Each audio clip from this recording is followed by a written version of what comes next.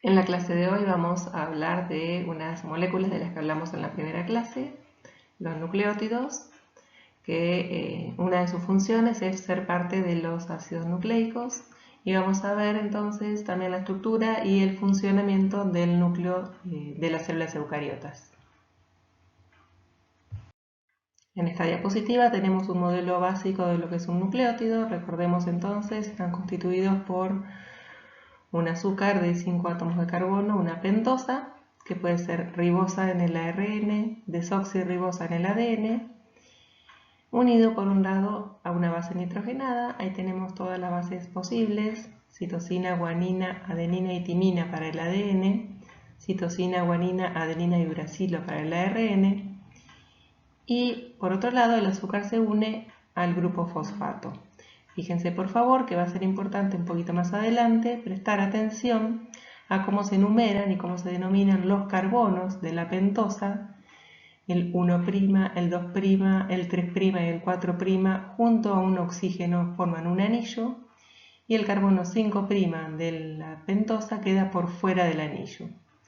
Y vamos a prestar atención por un lado al carbono 2', que es el que es diferente en la ribosa y en la desoxirribosa.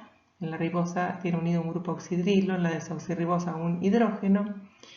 Y los carbonos 3' y 5', que son los que van a intervenir, por un lado, en la unión entre nucleótidos en una cadena polinucleotídica, y también los que le van a dar diferencia a los extremos de esas mismas cadenas. Bien, entonces ya teniendo vista la estructura básica del nucleótido, vamos a decir que los nucleótidos forman parte de los ácidos nucleicos, el ADN y el ARN, pero hay nucleótidos que tienen otras funciones, como es el adenosín trifosfato o ATP, que es el que tenemos representado en esta imagen, ¿sí? Fíjense, la base nitrogenada es una adenina, el azúcar es una ribosa, y a diferencia del que vimos recién, está unido a 3 grupos fosfato que se unen entre sí por enlaces de alta energía. Por eso es el principal transportador de energía en la célula, ya que cada vez que esos enlaces se rompen, se hidrolizan, liberan energía utilizable para la célula. Bueno, acá tenemos otra vez un nucleótido. Fíjense, el azúcar es la ribosa, o sea que es un nucleótido que vamos a poder encontrar en el ARN, ¿sí? Y a la derecha tenemos una comparación del ADN y el ARN. El ARN siempre se presenta como cadena simple, su azúcar es la ribosa, y bueno, tiene como bases nitrogenadas adenina, citosina, guanina y uracilo. El ADN, en cambio, siempre está formado por 2 cadenas, que entre ellas forman una doble hélice, se unen entre sí. En un ratito vamos a repetir cómo, aunque ya lo dijimos en la primera clase. El azúcar del ADN es la desoxirribosa, y las bases que podemos encontrar en el ADN son la adenina, la timina, la guanina y la citosina. Bueno, un poquito más el detalle entonces de esa doble hélice de ADN. Fíjense que hacia adentro de la doble hélice van a quedar enfrentadas las bases nitrogenadas de ambas cadenas.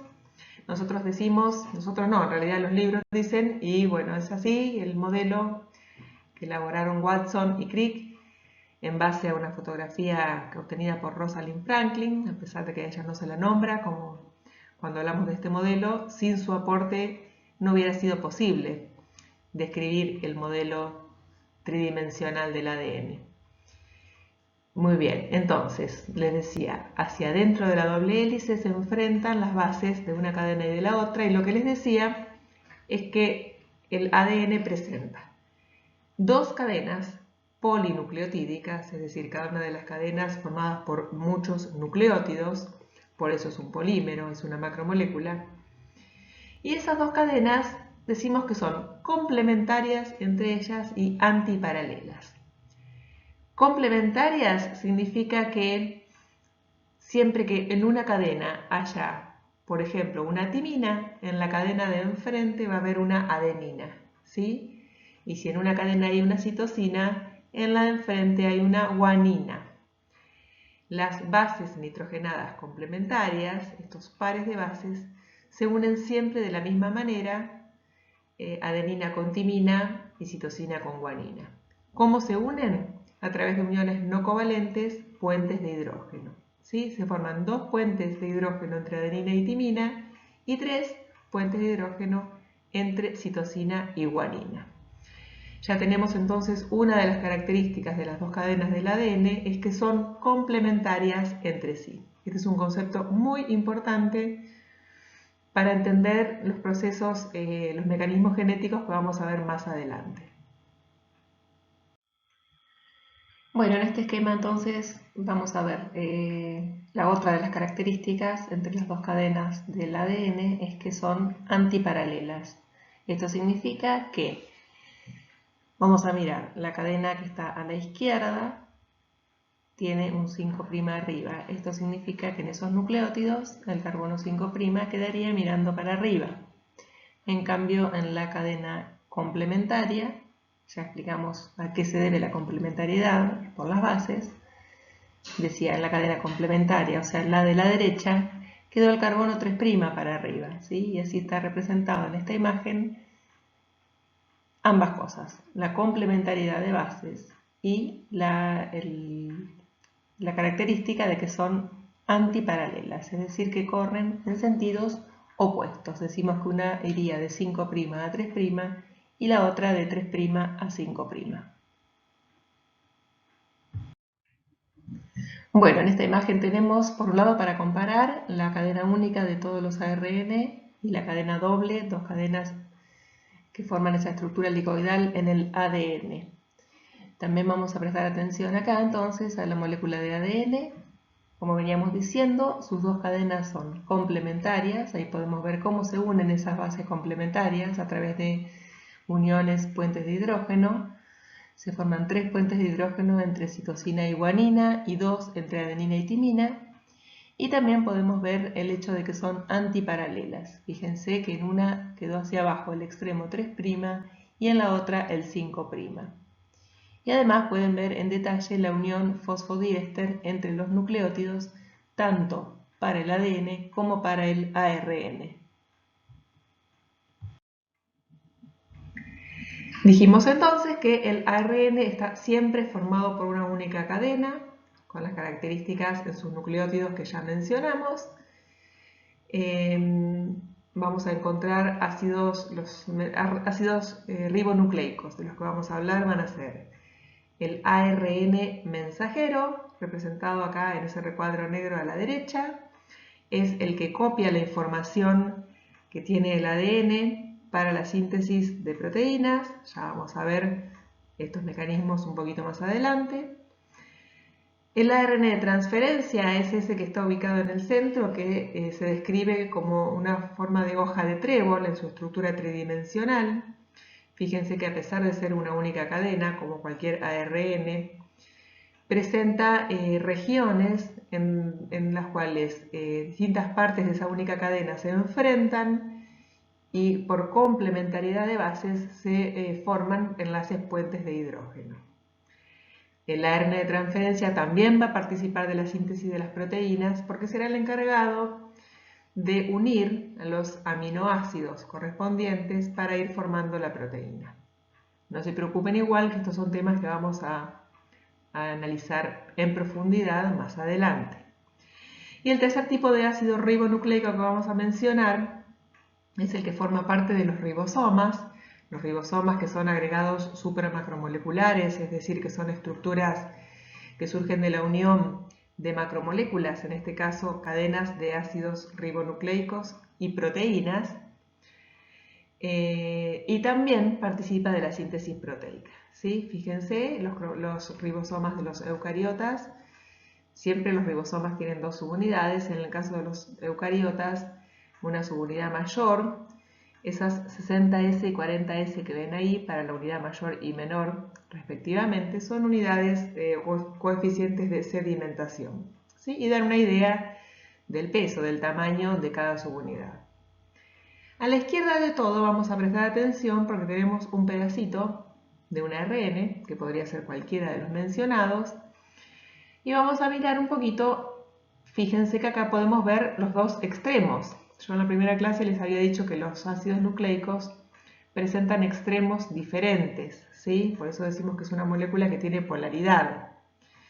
Una polaridad distinta de lo que es la polaridad por disolverse en agua. Es una polaridad que se refiere a que los extremos de la molécula son distintos. Y vamos a hablar de un extremo 5' y un extremo 3'. En este caso, esta cadenita tiene el extremo 5' hacia arriba, porque quedó para arriba el carbono 5' del nucleótido que está arriba, y tiene el extremo 3' hacia abajo. ¿Sí?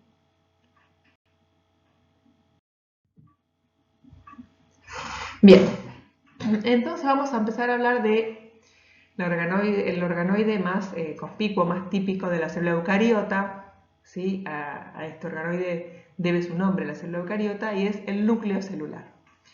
El núcleo celular, elegí esta imagen, me gustó para que vean digamos, una forma tridimensional. Está separado del resto del citoplasma por una estructura llamada envoltura nuclear, que está formada a su vez por dos membranas, una doble membrana atravesada por poros, que los pueden ver ahí, y en su interior contiene al material genético. Bueno, acá tenemos más detalle de un núcleo, un dibujo, en realidad una mitad de núcleo. Vamos a ir mirando de derecha a izquierda. Lo que les decía antes entonces, que la envoltura nuclear, fíjense el recuadro, está constituida por dos membranas, es decir, una doble membrana, membrana nuclear externa, membrana nuclear interna. Y fíjense cómo la membrana nuclear externa se continúa, lo que va más hacia la derecha, con el retículo endoplasmático rugoso, ese organoide que vimos en la clase pasada. O sea, tiene una continuidad estructural. Muy bien. Seguimos entonces con el núcleo. Esa envoltura nuclear está interrumpida por poros, los complejos proteicos que regulan el pasaje de sustancias hacia adentro del núcleo y desde el núcleo hacia afuera. Inmediatamente debajo de la membrana nuclear interna, ahí está marcada en amarillo, tenemos una estructura que se llama lámina nuclear, que le da sostén y forma al núcleo celular, formada por proteínas fibrosas, son filamentos intermedios, uno de los tres elementos que vimos en la clase pasada que componen al citoesqueleto. Y bien, si seguimos hacia adentro, el interior del núcleo, está el material genético.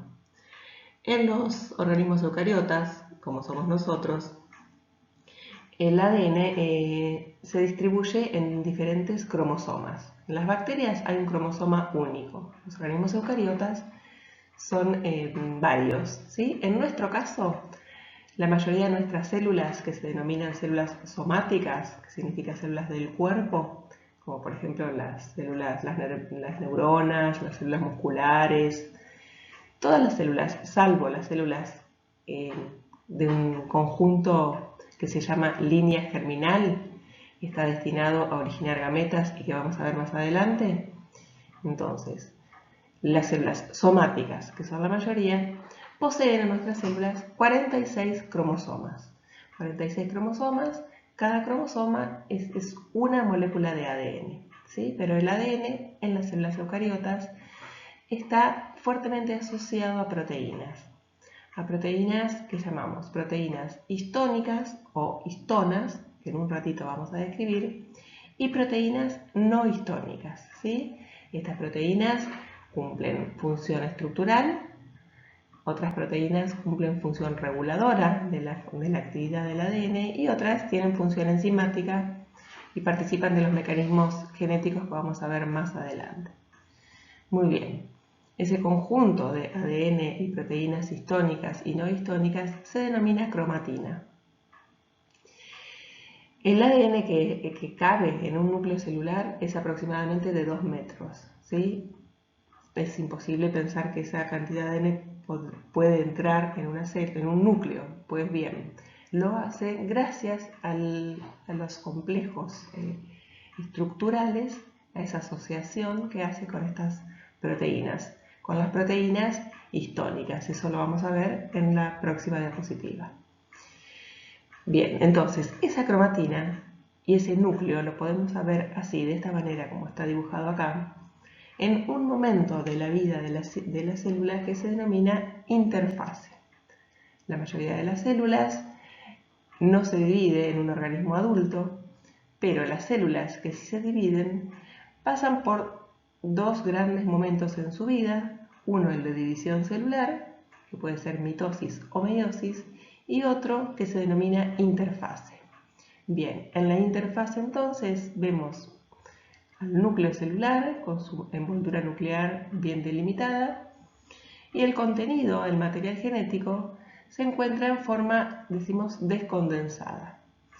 Entonces, en esa cromatina del núcleo interfásico, si bien está descondensada, podemos encontrar dos cromatinas de diferente grado de condensación.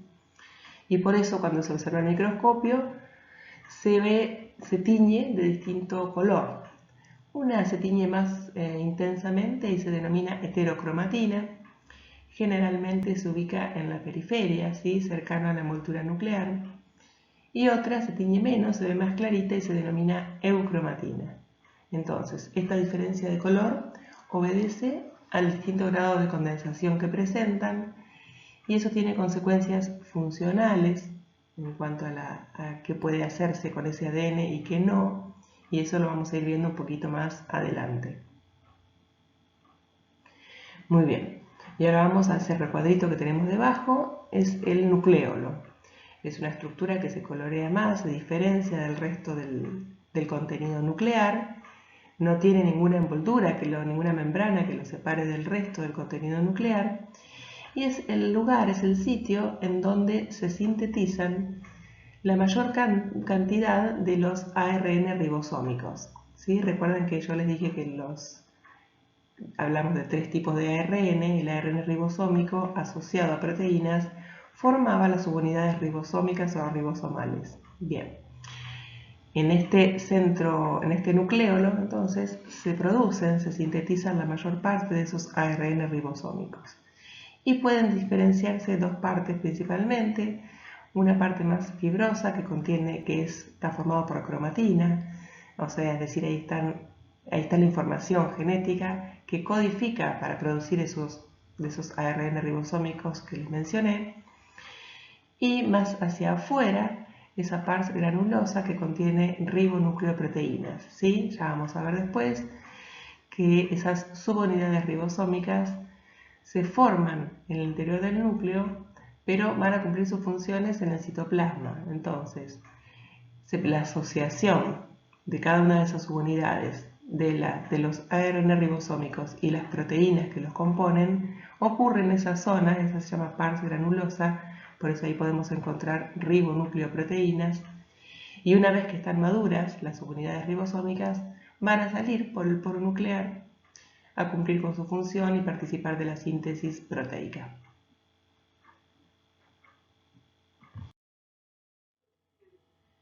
Bueno, ven lo que les decía acá entonces, un detalle, el núcleo, una fotografía obtenida con microscopio electrónico, la eucromatina, la heterocromatina. Ya vamos a ver más adelante que esas diferencias estructurales en cuanto al grado de empaquetamiento, digamos, de condensación de estas dos cromatinas, tiene diferencias funcionales, ¿sí? Tiene diferencias en cuanto a para qué sirve ese ADN. Y a la izquierda tenemos un detalle de la envoltura nuclear y un poro nuclear, y otra vez las diferencias de coloración, de tinción de la eucromatina y la heterocromatina.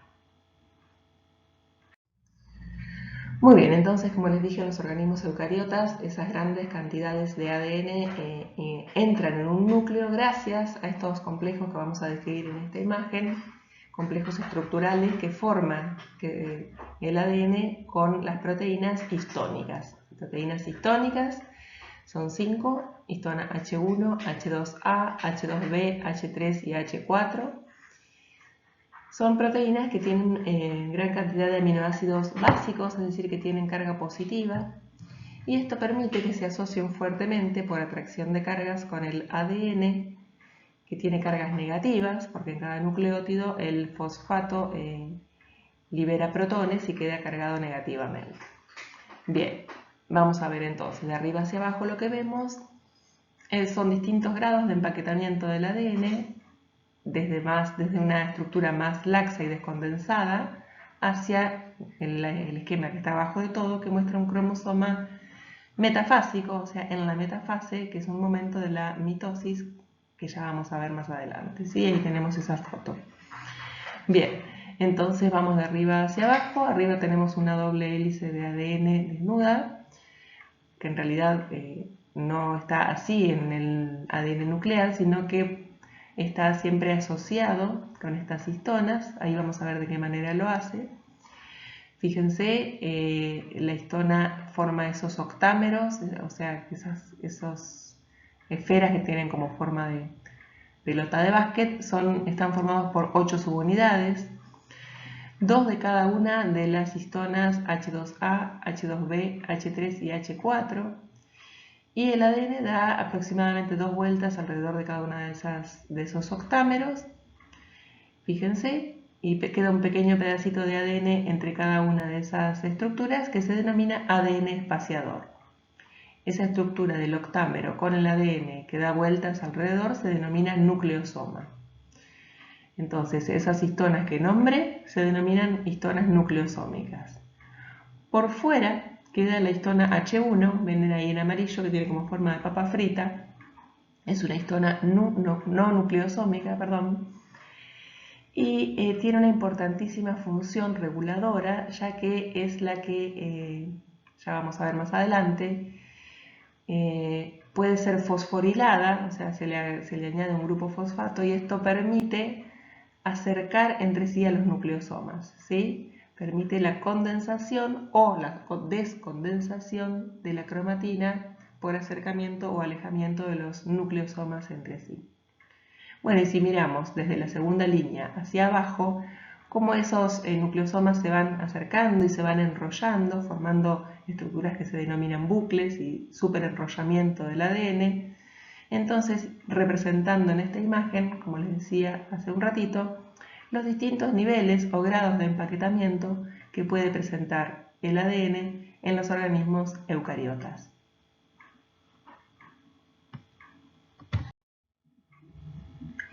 Y bueno, si estamos en una célula que se está dividiendo, ya vamos a ver eso más adelante. Por ahora, lo único que quiero es que vean que esto es un cromosoma. ¿Sí? En nuestras células, en la mayoría de nuestras células, que se llaman células somáticas, hay 46 cromosomas, hay 46 moléculas de ADN. ¿Sí? Y cada molécula de ADN va a constituir un cromosoma. Esos mismos 46 cromosomas en una célula en interfase no pueden distinguirse uno del otro porque eso lo llamamos cromatina. Pero en una célula que se está dividiendo o por dividir, sí se pueden individualizar las unidades de ADN, o sea, los cromosomas, y en este caso presentamos un cromosoma que está listo para ser partido, por decirlo de alguna manera, por la mitad y ser repartido a 2 células hijas. Cuando vemos un cromosoma así, que tiene 2 cromátides o cromátidas, cada uno de los elementos largos y longitudinales que están como juntitos a nivel del centrómero, decía, este que tiene 2, es porque ya pasó por un proceso de duplicación del ADN y está preparado para repartirse entre 2 células hijas. ¿Sí? La idea por ahora es que veamos los elementos que forman un cromosoma. Bueno, las 2 cromátides, en este caso, cada cromátide representa una molécula de ADN y por supuesto sus proteínas asociadas. En esa región que en este caso quedó en el medio, que se llama región del centrómero, también la solemos llamar a esa región más apretada constricción primaria. Y ese centrómero va a dividir al cromosoma en regiones, en brazos. En este caso tenemos un cromosoma que tiene 2 cromátidas y 4 brazos, porque cada cromátida está dividida en 2 brazos. ¿Sí? Recuerden que quien divide a cada cromátida en brazos es el centrómero. Y los extremos de los cromosomas reciben el nombre de telómeros, tienen unas secuencias de ADN particulares, con secuencias repetitivas, ¿sí? Ya vamos a hablar más adelante de ellos también. Bueno, este esquema me gusta usarlo para dos cosas. Una, ahí tenemos a la derecha como un cromosoma más real, ¿no? Porque en realidad, si miráramos solamente el dibujo de la izquierda, parecería como que hay una membrana que rodea al ADN y no es así. Pero sí nos sirve este de la izquierda para decirles que de la información que tenemos en cada cromosoma, la menor parte es información codificante. ¿Qué quiere decir esto? Que tiene información concreta y precisa para la producción o para la síntesis de un producto celular, que puede ser o una proteína o un ARN funcional. Fíjense que ahí se llama gen 1, gen 2, ¿sí? Entonces, un gen es un fragmento de ADN que contiene información para la síntesis de una proteína o de un ARN funcional. Entre los genes hay regiones que no son genes, como se puede ver ahí, son regiones intergénicas y ocupan la mayor parte de nuestros cromosomas. En algunos casos se conoce su función y en otros no. La posición del centrómero, entonces, va a determinar distintas formas que pueden presentar los cromosomas. Los cromosomas, además de presentar distintos tamaños, pueden presentar distintas formas. Y acá tenemos representadas las que pueden aparecer entre nuestros cromosomas. Vamos de derecha a izquierda. Fíjense que acá los cromosomas todos tienen dos cromátidas, ¿sí? Los elementos longitudinales largos. Esto significa que estos cromosomas están listos para repartir esas dos cromátidas a las células hijas, ¿sí? Porque si no, esto sería contradictorio con la definición que tenemos de cromosomas de que es una molécula de ADN. Bien, entonces, más allá de esa aclaración, vamos a mirar las distintas formas que pueden tener. Con la letra D tenemos representado un cromosoma en el que el centrómero divide en partes iguales a las cromátidas en brazos de igual longitud y ese cromosoma se llama metacéntrico. En C tenemos un cromosoma en donde hay unos brazos un poco más cortos que los otros, a ese lo llamamos submetacéntrico. Y en A y B tenemos cromosomas en que hay un brazo muchísimo más corto que el otro. Esos cromosomas se denominan acrocéntricos. Y vamos a ver ahora en qué se basa la diferencia de A y B. Les dije antes que ese lugar en donde está el centrómero, donde está la región del centrómero, se denomina también constricción primaria, quiere decir como algo apretado allí. Bien, vamos a mirar el cromosoma B, presenta en los brazos más cortos una constricción secundaria. Y luego de esa constricción queda separada una estructura llamada satélite. Queda separada, pero es parte del mismo cromosoma, ¿sí? En estas regiones de estos cromosomas acrocéntricos con satélites están los genes de la mayoría de los ARN ribosómicos que en la interfase van a estar asociados y juntos formando el nucleolo.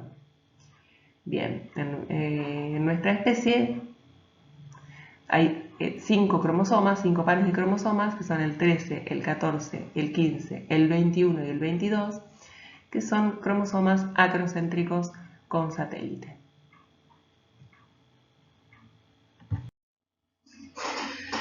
Bueno, hacemos un resumencito de lo que vimos hasta acá. Sabemos cómo está formado el ADN y el ARN. Sabemos que en los núcleos de nuestras células ese ADN, como en cualquier célula eucariota, está asociado a proteínas, histonas y no histonas. Y también sabemos que las células pueden pasar por distintos momentos a lo largo de su vida. Eso se denomina ciclo celular y lo vemos en la próxima clase. Pero les dije que si miramos células durante la interfase, vamos a ver a sus núcleos bien delimitados y a su material genético en forma de cromatina, pero si miramos a esa misma célula cuando se está dividiendo, vamos a ver al material genético como unidades individuales que se denominan cromosomas. Existe una manera de ver, de estudiar los cromosomas de un individuo con una técnica que se denomina cariotipo, que se realiza en células que están en división. Lo que se hace es cultivar en el laboratorio esas células, hacerlas dividirse y luego detenerlas en un momento de la división, en el momento en que mejor se ven los cromosomas, que es la metafase, y luego se saca una fotografía, ¿sí? Esto lo hacen, por ejemplo, los genetistas para averiguar si hay alguna enfermedad genética, por ejemplo, en un bebé. Entonces lo que hacen es observar esos cromosomas y compararlos con los cromosomas esperados para una determinada especie, ¿sí? Este estudio se denomina cariotipo. Como pueden ver acá, en este cariotipo, los cromosomas son de distinto tamaño y distinta forma. Este no es un cariotipo de nuestra especie. ¿Cómo sabemos esto? Fíjense ahí abajo, hay un cuarto tipo, que yo no les nombré recién, que son los cromosomas telocéntricos, que directamente no tienen brazo corto.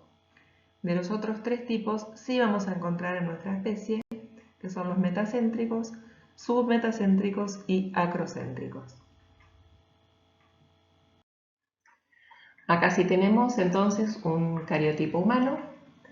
Les repito entonces, un cariotipo es un estudio citogenético en donde se puede ver la forma, el tamaño y la estructura de los cromosomas.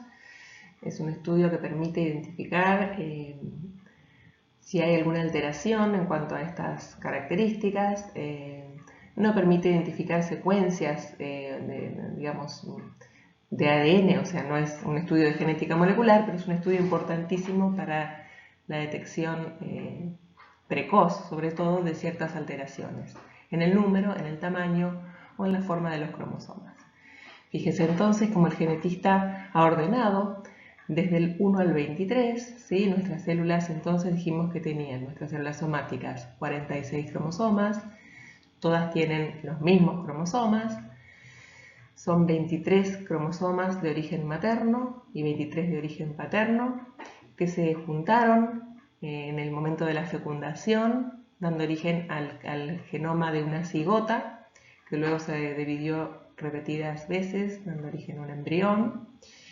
Entonces los cromosomas de nuestras células somáticas son los mismos, son todos los mismos, y fíjense que están de a pares, ¿sí? Esos pares de cromosomas, uno de origen materno y otro de origen paterno, se llaman cromosomas homólogos, tienen el mismo tamaño, la misma forma y contienen el mismo tipo de información genética.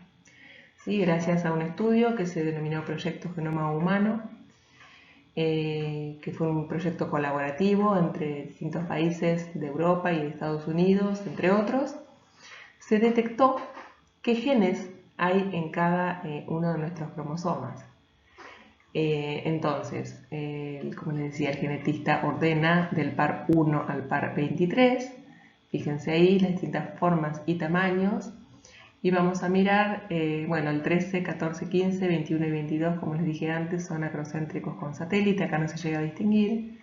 Y el par 23 es el llamado par sexual, es el que determina el sexo cromosómico del embrión, del bebé, son dos cromosomas X en el sexo cromosómico mujer y un cromosoma X y un cromosoma Y en el sexo cromosómico varón. Muy bien, hasta acá entonces la clase de hoy. Vamos a continuar la clase que viene, vamos a analizar el ciclo celular y vamos a empezar con los conocidos como mecanismos genéticos básicos, empezando por la replicación del ADN.